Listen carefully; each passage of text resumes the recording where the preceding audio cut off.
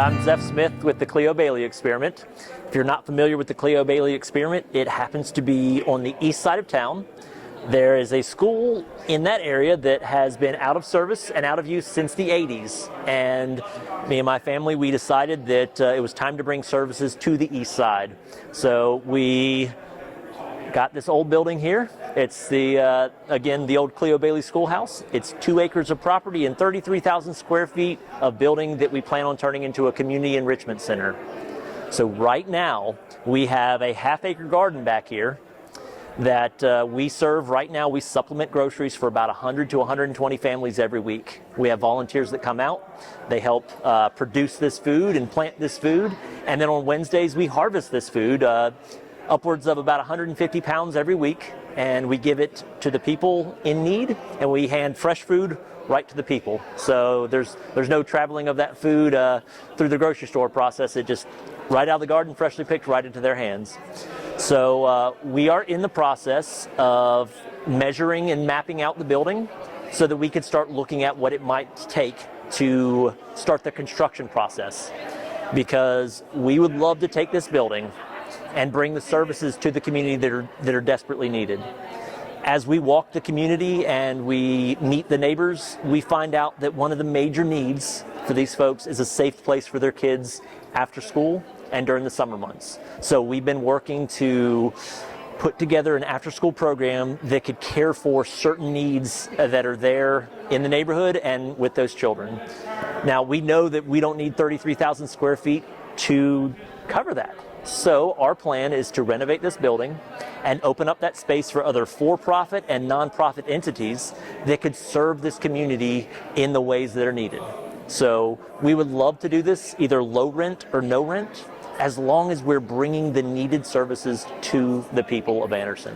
So it's hugely important for us to come out here to events like this. We have people that we talk to all the time that don't always know what we do because we may not have taken the time to venture into that conversation, so that when we get a chance to come out to an event like this, we get the greater Anderson community that comes out and they get to see all the wonderful things that are happening here around town, all the loving hearts and all the loving people. And they get to come by and they get to hear our story. They get to put a face with a piece of property. They get to learn about what we're doing, and they get to make their contribution. And sometimes it's a financial contribution, which is greatly appreciated. Sometimes it's a bit of knowledge imparted upon us that we didn't necessarily have. Sometimes it's volunteer time where they come out and they help garden, or they take one of their skills that may not be gardening, but could tie into what we're doing. So these events are hugely beneficial to us. I'm Tammy Collins, and I'm with the Anderson Free Clinic, and I'm here at Boulevard Baptist.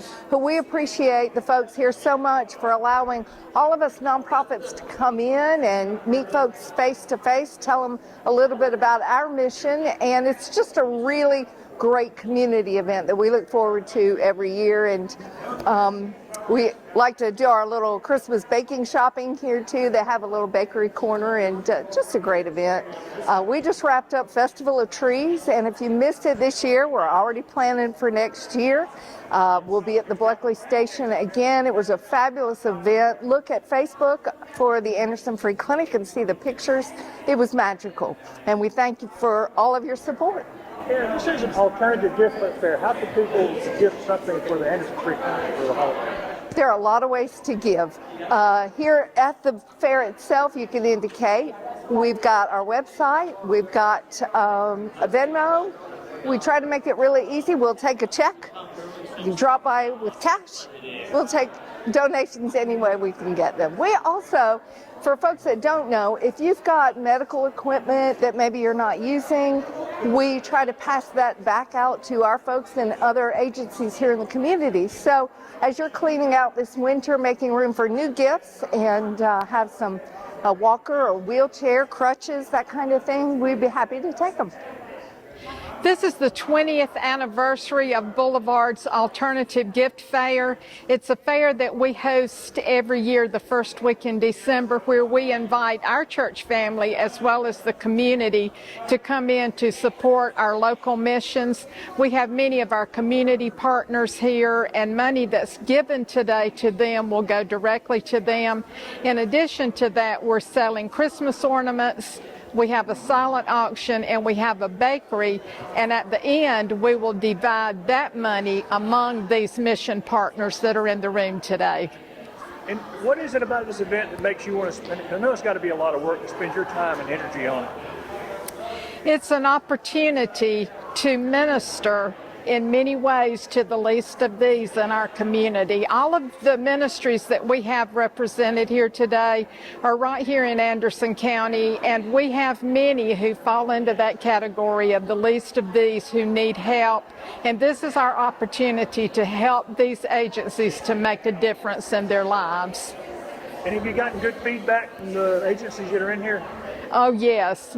They all seem delighted to be here. They seem like they're having a good time, and they're spending a lot of time talking to our folks as they come in. Many people come in who don't know anything about these ministry partners, and so they're learning about our community as they are milling around and shopping. Well, the Haven Rest was founded in 1960 and founded as a soup kitchen and has evolved pretty much into a disciple training organization. We have 3 facilities that we endeavor to do that: Downtown Rescue Mission, women's facility, and then a 50-acre farm, which is over in the Belton area, that the men can stay out there year to 18 months. Are y'all seeing the need grow? Oh yes, it's an epidemic. It's not only well, it is still drug addiction and alcoholism, but homelessness is on the abound, and so yeah, it's the need is really growing. And how can the community support what the Haven does, especially during this time of year? Well, we do 2 meals that are pretty popular in this area: Thanksgiving meal and also Christmas. They can go to our website, havenarrest.cc, and check out how to get involved in that. And of course, 65% or so of our giving is done in the last half of the year, predominantly in the last quarter. And so giving is always important, but love to have folks stop by to check us out, meet us, and we'd love to give you a tour to share with you how God's working in our facility and how they can become a part of it. And are events like this Alternative Gift Fair a good place for you to help get the word out? Oh yeah, because churches are one of our biggest sources of support, not only financially but volunteers. And so Boulevard has been a long time contributor and partner with the Haven Rest. And so yes, it is a very important, church is a very important fabric of what we do.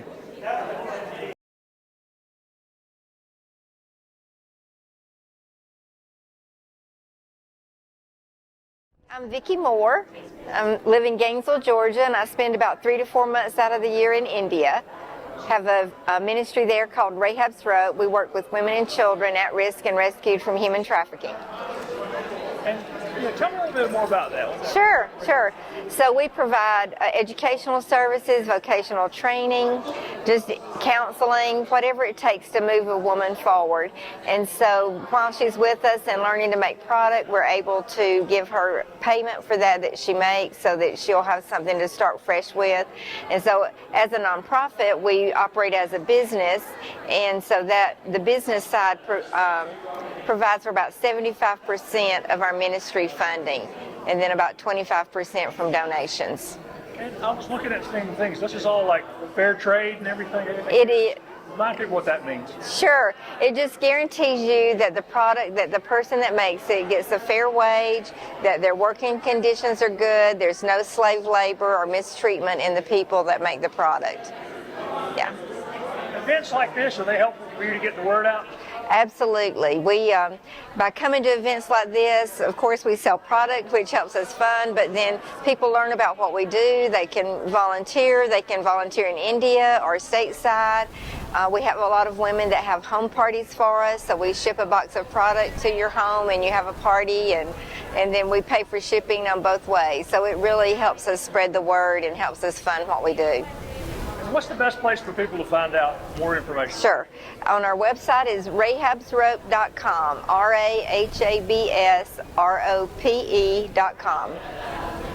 So first of all, it's really important to be present at events like this, because not everybody knows about Hope Missions. They don't know about what we're doing and how we're serving the community.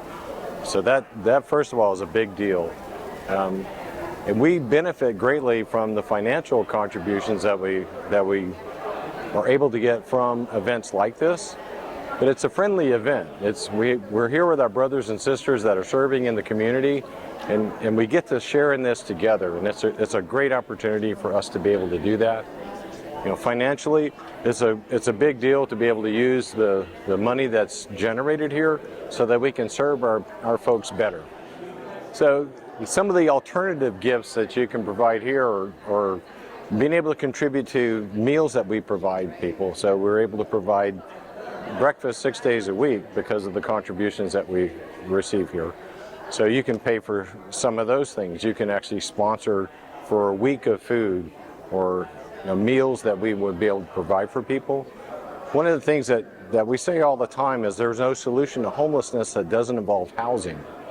And when we're working with the unhoused population, the cost to get somebody housed ranges anywhere from $300 to $3,000.